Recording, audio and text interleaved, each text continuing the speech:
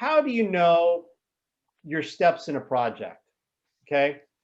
Within instructional design, you will hear this term everywhere that I'm about to share with you. And you've probably already seen it in job descriptions if you're looking. Addie. Addie, have you guys seen that? Yeah. All the time. Okay. Is there anybody on this call that does not know what this means? No, that's the methodology to learning. Yep. Do you know what the acronyms mean?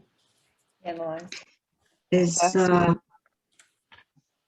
it's fine. Okay. I wrote this down.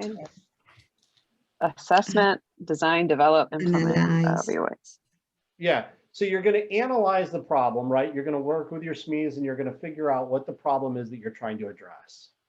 Then you're going to design a solution. And that's not visual design, but it's the designing of a solution. So you're like an architect at that point.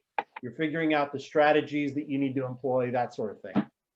The second D is develop. That is where you use your articulate storyline, you use your video editors, you use your Rise, your audio narration, all of that stuff that you think of as media lands under development. And then under implement means you take your thing that you're making and you put it out into the world and you let people try it out and you see what we're doing, kind of like we're doing right now. Right now I'm implementing.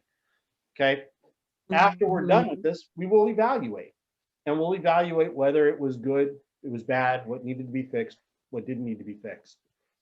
This model has been around probably since the 50s, 60s. It's been a long time. So this is a well-standing model.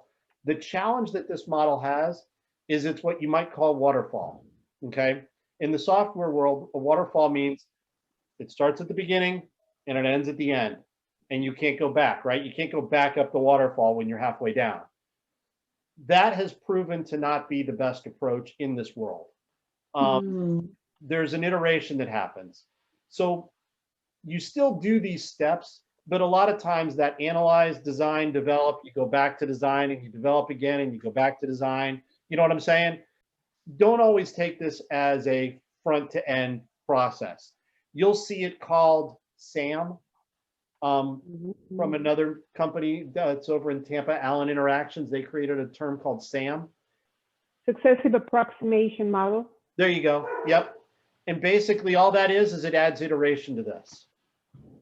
You'll also hear the term llama, which is a lot like agile.